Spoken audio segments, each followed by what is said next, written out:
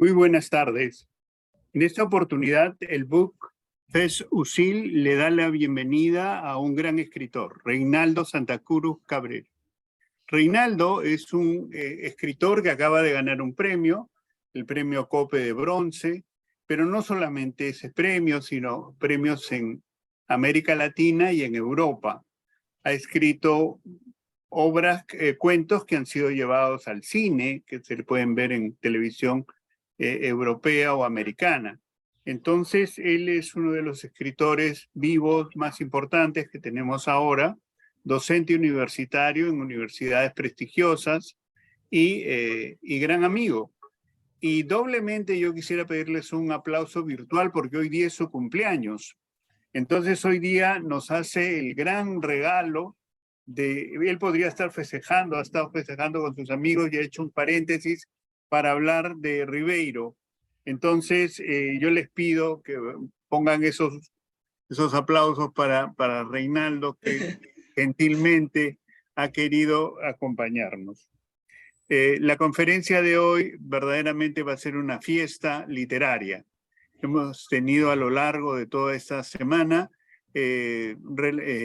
personas que nos han hablado de vampiros, de libros de horror, de Vallejo, nos han hablado también de obras propias, ¿no? Escritores jóvenes, y en este caso cerramos con un escritor que no necesita presentación. Julio Ramón Ribeiro es un escritor que está presente, ha estado presente en nuestras lecturas juveniles, escolares, universitarias. Entonces yo, sin mayor preámbulo, te doy las gracias desde el sistema de bibliotecas, desde Modus USIL, porque has aceptado venir y conversar con nosotros y contarnos un poco tu relación con este gran autor y también a contarnos algo que estás escribiendo. Entonces, sin mayor preámbulo, te dejo. Ya sabes que es solamente un tiempo muy prudencial, ¿no? Entonces, lo dejo a tu discreción y al final probablemente habrá tiempo para preguntas, así que las pueden ir escribiendo en el chat, ¿no? En el chat hay algo que se les ocurre, que les parece interesante, para que inmediatamente pasa el autor a responderlo. Muchas gracias. Adelante, Reinaldo. Muchas gracias, Enrique. Bueno, es mi cumpleaños, evidentemente. Pero mira, coincidencias de la vida. Hoy día a la 1:30, a la 1 de la tarde, tuve que dar una charla junto a Marco Martos acerca de lo que era el lenguaje, la comunicación. Un gran poeta como es Marco Martos, es el mayor poeta peruano vivo, ¿no? Para mí fue un honor compartir mesa con él una vez más. En este caso, no hay manera de decirte no a ti, pues, Enrique. Eres una gran persona, un gran amigo, yo te aprecio mucho, siempre es muy agradable una tertulia contigo.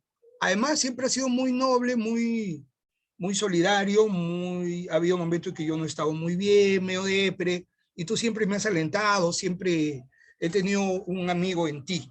Entonces, ni hablar.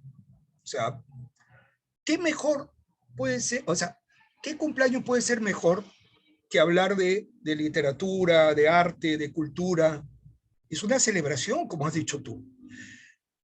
Ahora, en el caso del Flaco Ribeiro, pucha, primero comienzo con una anécdota que me da pena, porque yo lo conocí a Julio Ramón en Barranco, en las noches de Barranco.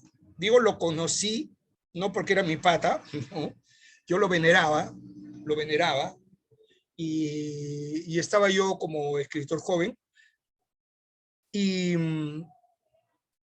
me acuerdo que yo dictaba talleres de creación literaria en la noche de Barranco, y él iba a comer tortilla española ahí porque la esposa de Manuel Luna, que era el dueño de la, bueno, eran los dueños de la noche, su esposa era española, entonces preparaban tortilla española para él. Tomaban su vino, tortilla española. Después ya al final ya no podía tomar vino, ¿no? Ya él ya estaba un poco ya enfermo, muy enfermo. Y cuando me dijeron, porque yo estaba en un ambiente cercano, me dijeron, oye, me dijeron, Reinaldo, acaba de venir Ribeiro. Le digo, ¿está Ribeiro ahí? Pucha, yo me volvía loco. Sí, me dijo, Ribeiro, ya, un ratito. Y me fui para allá y le regalé el que fue mi primer libro de relatos. Felizmente tenía un ejemplar ahí, porque La Noche de Barranco era mi oficina, ¿no? Tanto que cuento como anécdota y da risa. A mí no me pagaban un sueldo, sino tenía una cuenta de bar, cosa que si algún día tenía alguna reunión con alguna chica o amigos, ya sabía que podía llegar ahí, aunque no tuviera plata, porque me pagaban así. Me da risa. Y le entregué mi libro a Julio Ramón. Me agradeció, muy parco, muy tímido, él muy sencillo. Y a las 2 semanas falleció. Y mis amigos me fastidiaron, oye, es tu culpa por regalarle tu libro. No podía tragar todo lo que has escrito, dijo, no sirve para nada y se murió. Siempre me bromean con eso, mis amigos, ¿no? En el caso de Ribeiro, yo creo que hay algo muy entrañable, por eso me encantó el título de esta conversación que tenemos, porque realmente yo no creo que alguien no quiera a Ribeiro. Yo no creo que alguien no admire a Ribeiro, no se identifique con Ribeiro, no sienta que Ribeiro es que Ribeiro trabajó un tema que me parece muy interesante. ¿Cuál es? El tema de la marginalidad, el tema del fracaso. Todos nosotros, así nos alucinemos por momentos, porque la vida tiene altas y bajas, más de una vez nos hemos sentido fracasados. No logré esto, no logré el otro, no voy a hacer esto, no voy a hacer el otro, no soy lo que debí ser, hay otro mejor que yo. Es que ese es un sentimiento universal. Y el mismo Ribeiro lo sentía. Una vez sí dijo algo que me pareció gracioso, dijo, ¿cuántos Julio Ramón Ribeiros habrán quedado en el camino para que yo sea Julio Ramón Ribeiro? Yo creo que tiene razón. No todos podemos ser Ribeiro. No, es un genio. Es un genio. Yo lo pongo a Ribeiro, a pesar de su estilo, que siempre lo critican que es tradicional, conservador y todo. Yo lo pongo a Ribeiro al nivel de los grandes cuentistas latinoamericanos, como Borges, Cortázar, Rulfo, el mismo García Márquez. Y Ribeiro tiene una particularidad, aparte del tema del fracaso y la derrota y todo, es el tema del famoso casi logro esto, pero no se pudo. Casi me sucede tal cosa, pero no se pudo. Es como quien juega la tinca y dice, me faltó yo he visto varios casos de eso, me faltó un número y hubiera ganado millones. Ya, claro. Si la hubiera floreado mejor a la chica, me hubiera hecho caso. Claro. Si, en fin, la lista es interminable. Todos hemos sentido eso alguna vez, porque yo no creo que alguien me va a decir que todos nos hemos sentido, a veces sí, ganadores, a veces lo hemos logrado, a veces sí, pero ¿cuántas veces hemos fracasado? ¿Cuántas veces no nos ligó no sé, un examen a aprobarlo? Yo como profesor, yo he sido profesor de UCIL además, un tiempo y coordinador académico. ¿Cuántas veces no? Uno dice, pude haber hecho esto, casi lo logro. Y sucede siempre. Y Ribeiro tiene esa cualidad que refleja esa sensación de derrota, de pérdida. Por ejemplo, quiero recordarles algunos relatos de Ribeiro. No voy a spoiler, bueno, sí voy a spoilear un poquito, pero una vez me hicieron la pregunta más difícil. Para ti, ¿cuál es el mejor cuento de Ribeiro? Pucha, no hay forma de responder eso. Es lo mismo que cuando me dice cuál es el mejor cuento de Borges. Yo no puedo responder a eso de Cortázar. No, es que no hay forma. Ribeiro tiene una cantidad y calidad en su narrativa que es realmente, yo creo que es el escritor más querido, honestamente, no solo de su generación, sino en general, ¿no? Mientras que Vargas Llosa a veces tiene anticuerpos por su postura política, sus comentarios, ¿no? Bryce, porque bueno, ha hecho algunas cosas que no están bien, o porque a veces bebe mucho. En cambio, Ribeiro, yo creo que el flaco lo quería a todo el mundo. Lo quería todo el mundo. Y cuando digo el flaco, suena como que era mi pata. No, sino como que Ribeiro toca la fibra de cualquier persona. Y uno lo siente. Yo cuando leo a Ribeiro, es una de las cosas más maravillosas que puede haber. Yo cuando leo a Ribeiro siento que estoy en su mundo. O sea, estoy en su mundo. Yo siento cada cosa que él escribe, y eso que es un escritor de la generación del 50. Por ejemplo, Ribeiro describe Miraflores de una manera espectacular. Y eso que yo, bueno, yo vivo en Miraflores, pero yo he vivido muchos años en Miraflores, pero yo soy de una época evidentemente posterior a Ribeiro. El mundo que describe ya no está. Pero miren, otra anécdota que me parece, ¿verdad? Que creo que con eso debí comenzar. Cuando yo recién me casé, ya me divorcié, yo viví en la quinta donde había vivido Ribeiro. Miren cómo es. Donde además usó la atmósfera para crear su relato Tristes querellas en la vieja quinta, acá en 28 de julio, antes de llegar al reducto. Bueno, para entrar en materia, no será muy larga. En el caso de Ribeiro, por ejemplo, hay relatos como Alienación. Yo soy sociólogo también, y por eso les estoy comentando el cuento Alienación. Alienación es un relato, es el Michael Jackson peruano de la década del 50. Un negro que quería ser blanco y que terminó yéndose a Estados Unidos para sentirse gringo. Se tiñó el cabello, todo es lo mismo. Y terminó mal, pero es un retrato de la sociedad limeña y peruana en general. Un retrato que yo creo que ni yo, como sociólogo, podría haber explicado mejor. Él, siendo escritor, hizo un análisis de la sociedad. Qué bestias, es una obra maestra, eso se debe estudiar en la Facultad de Ciencias Sociales. Cuando yo he enseñado Ciencias Sociales en San Marcos, he usado ese relato. Y, por ejemplo, otro relato de color modesto. Un blanco conoce a una chica morena, negra. Pero ¿qué pasó? El tipo estaba borracho y llegó a una fiesta. No, estaba en una fiesta en su casa. Y una de las cocineras era una negra, pero una negra espectacular, ¿no? ¿Y qué hizo él? La invitó, o sea, como estaba en tragos, la invitó para salir a pasear por acá, por lo que es Larcomar ahora. Yo vivo aquí nomás. Y le invitó a caminar para ver si, bueno, si estaban en algo, la besó y todo, ¿no? Pero ¿qué pasó? Llega al Larcomar y ve, bueno, Larcomar no, en ese tiempo era el Parque Salazar, nada más, o sea, sigue siendo, ¿no? No había nada en Larcomar ni hablar. Y cuando se acerca al parque, ve a su grupo de amigos, pitucos, vamos a decir, ¿no? A su grupo de amigos. ¿Y qué hace? La deja a la negra ahí y le dice, voy a comprar cigarros. Y ya no regresa.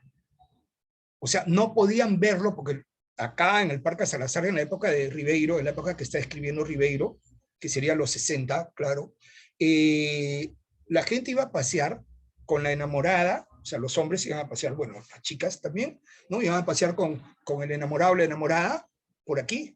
O sea, era el lugar donde la gente se exhibía, como alguna vez fue el Jirón de la Unión, en el centro de Lima. Y al ver que están sus amigos de su clase, de su estrato, vamos a llamarlo mejor estrato, él no puede, porque no podía salir pues, con una negra. Otro relato que me parece fascinante, que yo lo uso mucho, lo usaba mucho cuando yo enseñaba hace muchos años una academia preuniversitaria, porque tuve mi etapa de profesor de colegio, profesor de academia, en fin, hasta después llegar a la universidad. Cuando yo, cuando yo veía, mejor dicho, en los exámenes de admisión de las universidades, sobre todo de la católica, que era lo que yo enseñaba para ellos en la literatura, habían chicos que me decían, profe, no la hago. No. Pero le digo, ¿pero por qué no? Oye, todavía no has dado el examen. No, hay que ser realistas, me decía. Y yo le decía, realista es cuando veas en la lista ahí que no ingresaste. Tú no eres realista, eres pesimista. Porque caramba, no, pero es que según mis cálculos, no hay cálculos, o sea, no te ha pasado, no eres realista. ¿Y por qué digo esto? Porque el cuento del profesor suplente es una maravilla de relato. Era un señor que había estudiado historia no había terminado la carrera, no terminó la carrera, ¿ya? Y era cobrador, se sentía cobrador, sí, y se sentía como, o sea, iba a la gente, a las casas, antes era así, y le iba a cobrar la deuda de una institución, de lo que sea, esa era su chamba. Y él va así, pero se sentía como, ¿qué hace un tipo que, como yo, que estudió historia, aunque no terminé? Es una desgracia lo que me pasa. Entonces, ¿qué sucede? Un amigo suyo, que era director de un colegio, le dice, oye, tengo una chamba para ti. ¿Cuál es? Profesor de historia. Y él se sintió halagadísimo, parecía que lo habían nombrado historiador, no sé, un historiador ilustre. Profesor de historia, dijo, por fin algo como lo mío, o sea, para mí. Se sintió tan orgulloso que hasta puso una plaquita ahí en la puerta de su casa que decía, no me acuerdo el nombre del personaje, y decía profesor de historia. O sea, ¿quién pondría un letrerito? Es como que yo diga, ¿no? Profesor de literatura. No, no sé, bien, bien raro, pero bueno. ¿Y qué pasó? Ya estudió, repasó todo lo que debía dictar, aprendió todo. Memorizó también muchas fechas, era muy hábil para memorizar. Y llegó el día en que tenía que ir a dictar esa clase, su primera clase. Y cuando estaba llegando al colegio, vio a los chicos con su uniforme y tuvo tal temor que no entró a dictar. Se fue a un parque totalmente vencido, pero por él mismo. Se sentó en una banca y se quedó a hacer hora hasta que terminaran las clases. O sea, miren cuántas horas, ¿no? Si llegó temprano, se quedó hasta las 2 de la tarde, pues calculo más o menos, ¿no? ¿Y qué hizo? Se quedó ahí sentado pensando en lo miserable que era su propia vida, ¿no? Y llegó a su casa, su esposa salió, linda la esposa, sale como un personaje bien tierno. Lo ve entrar y ella le da el alcance y le dice, ¿cómo te fue? Le dice. Y él le dice, muy bien, hasta me aplaudieron. Y ella, miren lo que dice Ribeiro, qué maravilla. Él, él vio en los ojos de su mujer un brillo de invencible orgullo, por primera vez. O sea, era la primera vez que la mujer lo miraba con admiración, con orgullo, o sea, lo veía siempre, pues, ¿no? Y ella lo abrazó, después que lo miró con orgullo, él dobló el cuello y se puso a llorar desesperadamente en los hombros de su esposa. Entonces, imagínate, esta canción orgullo, no sé, están en alguna actividad, creo. Perdonen, más bien, si me interviene, no sé, parece que hay una actividad aquí. Pero bueno, imagínense, o sea, es ya el símbolo del fracaso absoluto. Lo peor, que a uno le ganen, sí, te pueden ganar, te puede ir mal, puede ser que no lo logres, pero vencerse por uno mismo, por eso yo le decía a mis alumnos eso, ¿no? O sea, tú no eres realista, tú ya ni siquiera has dado el examen y ya crees que no vas a ingresar. O sea, qué terrible, ¿para qué vas? Eso es un poquito el mundo de Ribeiro. Yo no sé, querido Enrique, si continúo o prefieres que haya preguntas, porque Ribeiro es infinito. Olvídate, y uno se emociona hablando de él. Bueno, tú has puesto un lindo ejemplo que todos lo manejamos, ¿no? De color modesto, creo que es un texto que mencioné antes primero, y ahora el profesor suplente, ¿no? O sea que es un cuento desgarrador, ¿no? Pero donde tú has vivido, creo que es un lindo cuento que lo podrías pergreñar, que se llama Viejas Querellas, ¿no? Claro, tristes querellas en la vieja quinta. En la vieja quinta, porque es un cuento en el cual son dos solterones, ¿no? Bueno, un soltero y una viuda, ¿no? Que no pueden tener comunicación, ¿no? Y qué terrible es no poderte comunicar con el resto, ¿no? Creerlo diferente. ¿no? Mientras que una ponía óperas, la otra ponía radionovelas, ¿no? Y era una lucha.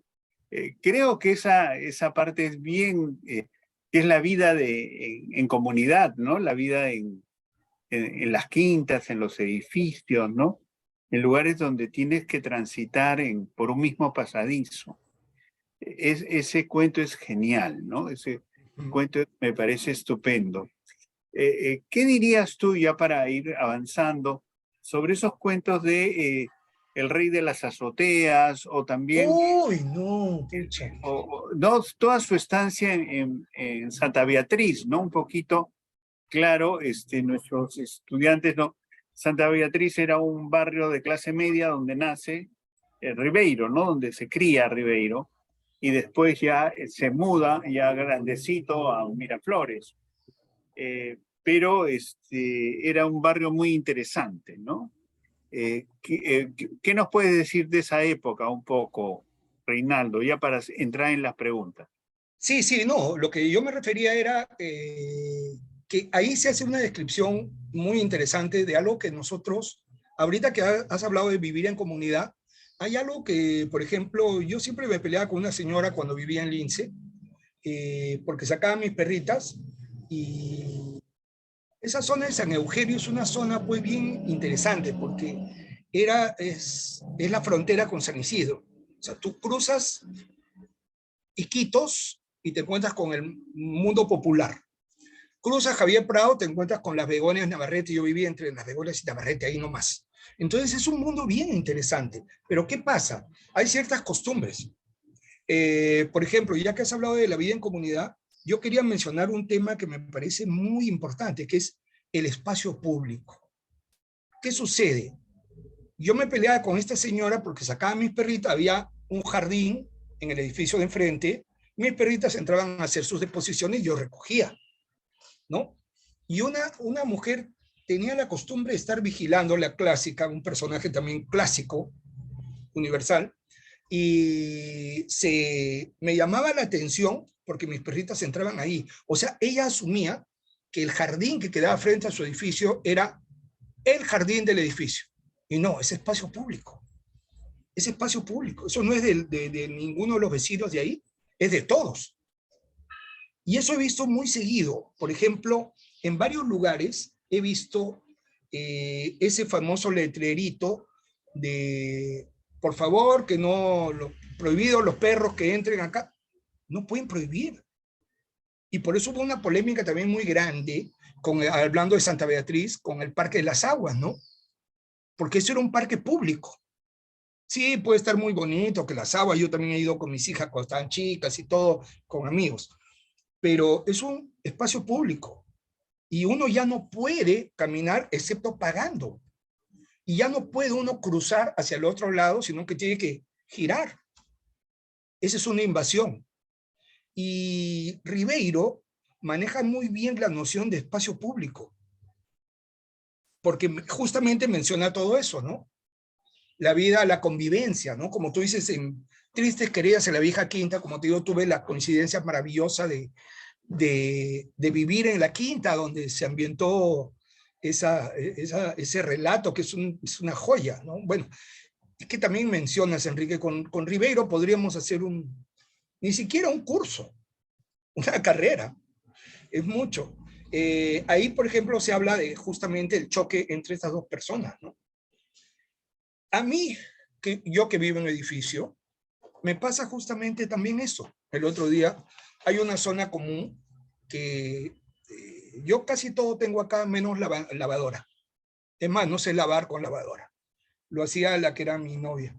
Y un día sacaron mi ropa que faltaban 10 minutos, ¿no? Para el enjuague y toda esta cuestión. Y sacaron mi ropa toda jabonosa y la dejaron tirada prácticamente en un lavatorio, ¿no? Para poner su propia ropa. Entonces, a mí me pareció muy invasivo.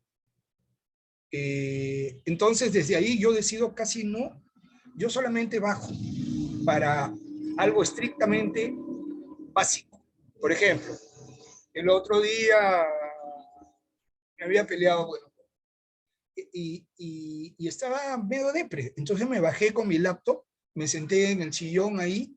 El otro día jugué fulbito ahí con una chica que es mi vecina.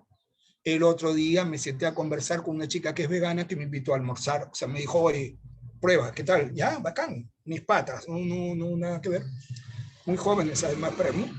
¿Y qué sucede?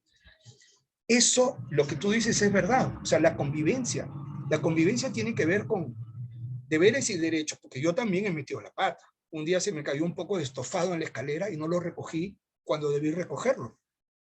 Y en el chat del edificio me llamaron la atención, no me llamaron la atención, sino dijeron, oh, no sabían quién era el que había botado el estofado. Y yo me demoré en realidad en recogerlo, debía hacerlo, me hice como el loco, mal, pero yo creo que eso es parte de lo que todos vivimos, como dices tú, ¿no? O viven ya sea un callejón, una quinta, un edificio, eso habla de la interacción de las personas, ¿no? A mí, por ejemplo, no me gusta el reggaetón y puedo tener una vecina que le guste el reggaetón. Y entonces a mí me gusta el jazz, pero puede ser que a ella no le guste el jazz. Entonces tengo que poner el volumen más o menos bajo. Ese es el gran problema. Yo, después de tiempo, vivo en un edificio, ¿no?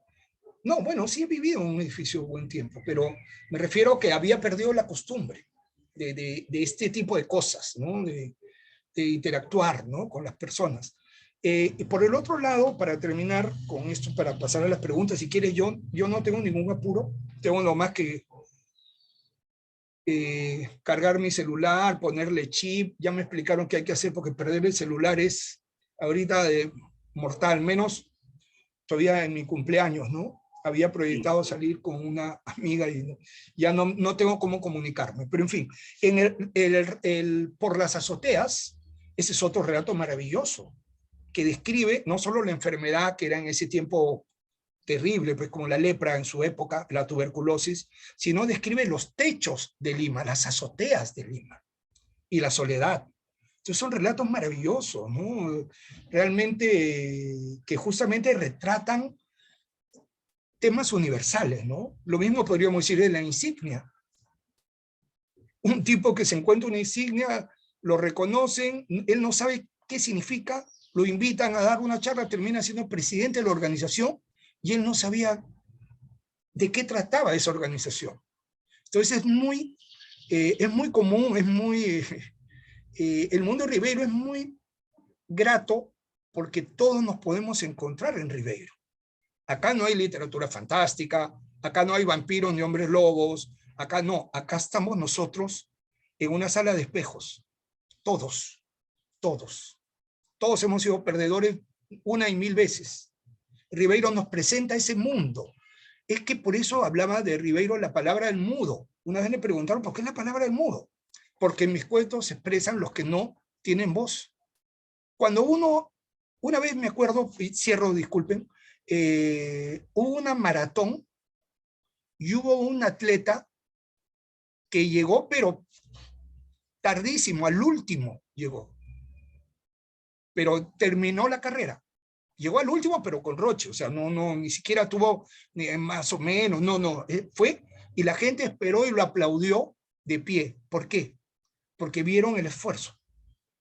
Entonces, Ribeiro, siempre cuando hablamos, por ejemplo, un mundial de fútbol, ¿de quién se habla? Argentina, que ha sido el último campeón, listo. Nadie se acuerda del que quedó último en el mundial, nadie, pero ellos también tienen una historia. Ellos también viajaron, ellos también lucharon. Otra historia hermosa es la de un nadador africano que en su país no tenían piscina olímpica, no tenían piscina olímpica. Y el pata fue a las Olimpiadas porque representaba a su país y obvio que quedó al último, pero lejos también. Pero luchó, terminó, o sea, todos tenemos una historia. Todos tienen una historia. Y creo que esa es la gran moraleja de Julio Ramón Ribeiro. Ahora sí, Enrique. Sí, Reinaldo, no quería terminar esta parte tuya, que eres teórico. Gallinazo sin plumas, que es un relato desgarrador, es un relato que lo escribe en Francia, o sea, él no estaba acá, o sea, se vale de sus sentimientos, de sus recuerdos, pero pinta muy bien a Lima, brumosa, ¿no? De la mañana, con las beatas, etc. Y con estos dos niños, ¿no? Creo que es lo más impactante, porque veo que lo hacen leer está en un plan de lectura, un plan lector este cuento, que es muy, digamos, fuerte, es una lectura, digamos, conmovedora, para usar una palabra exacta, y creo que también, pero muestra toda su maestría, ¿no? Porque uno termina sintiendo el olor, conociendo ese monstruo que alimenta el abuelo. O sea, eso es maestría del que cuenta el relato. Eso, ¿cómo lo llaman? ¿Es uso de técnicas o es genio Yo, honestamente, o talento? sí, es que se ha jugado mucho a la idea de Vargas Llosa, el escritor full técnica, Ribeiro, el inspirado, entre comillas. Yo creo que Ribeiro tiene bastante técnica, solo que simplemente él no estuvo en la época del boom latinoamericano, que era lo de Vargas Llosa, que García Márquez, ¿no? Justo ahora me han obsequiado el libro Los Genios, de Jaime Bailey, que se ha vuelto la comidilla por razones obvias, ¿no? Bailey tiene un ojo comercial, pero extraordinario, es un tipo inteligentísimo, ¿no? No me gusta como escritor no lo considero, pero que siempre da en el clavo, siempre escribe algo que llama la atención y que la gente va a comprar. Ahora, volviendo a lo de Ribeiro, yo, no sé, yo encuentro en eso que dice Gallinazo sin plumas, es como decían, ¿no? Ribeiro es un constructor de Lima. Lo mismo siento con Al pie del acantilado, que es otro relato que está en 3 historias sublevantes, pues con Gallinazo sin plumas también. Y sí, yo creo que Ribeiro es genio. Yo lo veo más intuitivo, más instintivo también, ¿no? Es un tipo de escritor, por ejemplo, yo como escritor no soy ribeiriano, o sea, no escribo así. Lo mío es bien denso, bien... Yo estaría más cerca guardando las distancias estratosféricas de Vargas Llosa que de Ribeiro. Soy un escritor más técnico, pero hay gente pues que tiene esta capacidad. Y recomienda a los chicos que lean también, para mí el Ribeiro en poesía es Juan Gonzalo Rose, por ejemplo. Escribe de una manera tan brutalmente sencilla que parece que no hiciera esfuerzo para escribir. Y eso creo que es lo que causa Ribeiro. Ribeiro suena como el abuelo que te cuenta sus historias. No sientes que estás leyendo una obra literaria. Y ese tono no es fácil de lograr. Meterse en una historia, pero meterse en el mundo de Ribeiro, es increíble. Yo leo a Ribeiro y me olvido de todo. Me olvido de todo. No puedo pensar en nada más que en el mundo de Ribeiro. Y eso que es un mundo de otro tiempo, de hace 60 años, ¿no? Sin embargo, Ribeiro sigue siendo para mí vigente porque no solo refleja la naturaleza humana, sino que nos permite, con el trabajo de la atmósfera, como dices tú, estar en su mundo. Entras a su mundo, es un mundo paralelo. Es maravilloso eso. ¿Cuántos escritores pueden alcanzar eso? Tú no te puedes meter al mundo de Borges, ni al de Cortázar. Al de Rulfo hasta cierto punto, pero al de Ribeiro sí. Sí te metes ahí, entras a su mundo, no estás leyendo ficción, sientes que estás entrando a otra realidad. Lo veo así. Muchas gracias, Reinaldo. Entonces ahora viene la parte de las preguntas. Ojalá que las hayan escrito como lo habíamos anunciado en el chat. No, anímense, o si no, háganla a viva voz, porque tenemos unas 3 o 4 preguntas para el doctor Santa Cruz. Adelante, por favor, hagan sus preguntas. No sé, aprovechen.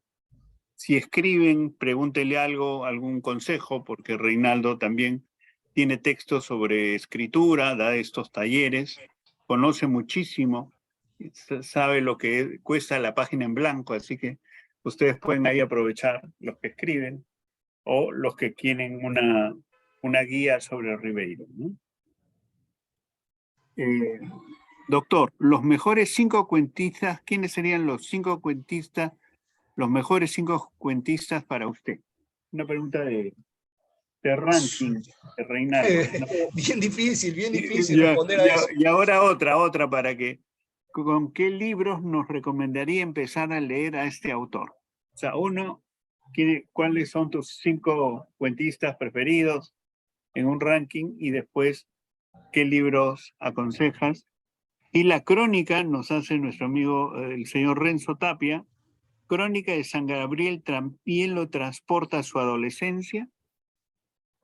Ya, en el caso de un ranking, siempre es que es una cuestión de tonos y de gustos.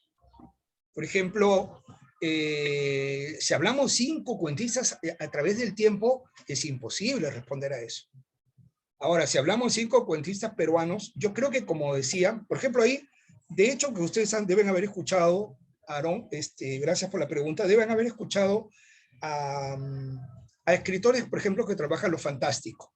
A mí, por ejemplo, una vez me pusieron una antología de literatura fantástica por un relato mío que, claro, tenía esas características, pero normalmente yo no suelo trabajar el tema fantástico. No leo mucha literatura fantástica, pero, a ver, ahí viene el pero, yo pondría, por ejemplo, a Borges, a Cortázar, a Ribeiro, por hablar de latinoamericanos, nomás no irnos hasta Maupassant, Edgar Allan Poe, no, por hablar de los relativamente contemporáneos.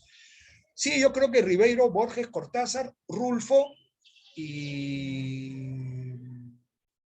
¿quién más estaría ahí? García Márquez. Me parece un cuentista extraordinario. Esos serían mis 5.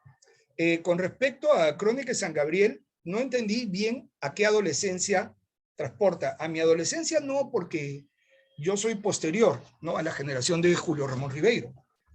No tanto, o sea, no creo que Crónica de San Gabriel. Creo que hay los relatos, yo creo que Ribeiro es mejor cuentista que novelista, porque también están los genocidios dominicales, que más es casi una sátira, ¿no? Crónica de San Gabriel no, si es la adolescencia de Ribeiro, debe ser, ¿no? Claro, en mi caso no me identifico porque no es mi tiempo, no es mi época, y creo que es mucho más personal, ¿no? Mucho más como para la gente de esa generación, es lo que yo pienso. ¿Cuál era la tercera pregunta, perdón? ¿Con qué obra? Sí, ¿con qué obra comenzaríamos a leer a Ribeiro? No, yo les recomendaría leer La Palabra del Mudo, la antología. Toda la antología, no hay pierde. Es una maravilla. La antología La Palabra del Mudo. Eso sería ideal, porque son textos cortos y que se pueden leer, como se dice, como decía Edgar Allan Poe, de una sentada, de un tirón, como es como se debe leer un cuento. Esa es mi opinión. Muy bien. ¿Alguien más, por favor? ¿Alguien? Aprovechemos. Somos en realidad privilegiados, dado que es el cumpleaños de nuestro invitado. No queremos que... Hay una... mira, María Alejandra Torres dice gracias con una carita feliz. Entonces nosotros también, sí, un emoticón. Nosotros te damos las gracias, Reinaldo, por haber hecho un espacio en tu agenda apretada de homenajes y de halagos. Y nosotros pues, vamos a hacerte caso, vamos a comenzar por La Palabra del Mudo, ¿no? Y vamos a repasar, Crónica de San Gabriel es muy lindo, Sí, sí. ¿no? Muy lindo, cuento largo, ¿no? Es un cuentito un poco largo, Claro. ¿no? No llega una a novela, ¿no? Una novela, ¿no? Que es un cuento largo. Pero nos ha encantado tu punto de vista para que nos hagas valorar a este autor y podamos, pues, también solazarnos con la mejor literatura peruana. Desde aquí te damos las gracias, el Sistema de Bibliotecas, Modusil, la Universidad San Ignacio de Loyola, que siempre te recordamos. He estado con un ex alumno tuyo, Roberto, ¿no? Que por ahí está conectado, ¿no? Has dejado mucha huella entre nuestros estudiantes y te agradecemos y te animamos también que sigas escribiendo para que sigas ganando lauros y poder leerte también en esas antologías. Gracias, Reinaldo, un gusto. Y nosotros ponemos fin a este Book Festival de USIL, que ha sido toda una semana literaria, una semana de fiesta, donde se han dado cita a los mejores autores peruanos, ¿no? Vallejo, en este caso Ribeiro, y otros temas ya universales, como los temas del horror, los temas de Bram Stoker, que es el Drácula, ¿no? Que ya vimos el primer día, y también el microrrelato, que también nos lo presentó Mauro Marino en su última publicación, y rifó un libro, o sea, muy al estilo americano, así, ¿no? Con show. Entonces, nosotros estamos muy a gusto y hasta el próximo Book Festival USIL. Gracias a todos, por favor, y le agradecemos a Reinaldo con todo nuestro aprecio y sobre todo felicitamos su pluma para que nos siga brindando relatos y narraciones que solamente él sabe hacer. Muchas gracias, Reinaldo, y síguela pasando bien, ¿no?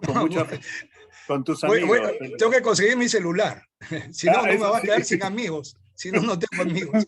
Sí, eso sí. Okay. Muchas gracias, Enrique, como siempre un honor cuando me convocas, y como siempre, ya sabes, estoy siempre a tu disposición, siempre he estado muy atento a cada invitación, y un saludo a los chicos, muchas gracias por el interés, muchas gracias por las preguntas, muchas gracias por darse el tiempo también de escuchar a alguien que hable sobre uno de los más grandes narradores latinoamericanos que ha existido, que es Julio Ramón Ribeiro, el mayor cuentista peruano de todos los tiempos. En fin, muchas gracias, buenas tardes. Buenas tardes, Reinaldo. Chao. Y gracias a todos, gracias Susana, gracias Mónica, que nos han hecho las conexiones, han hecho que esto sea de primera. Muchas gracias a todos. Buenas tardes. Gracias. Chao, chao.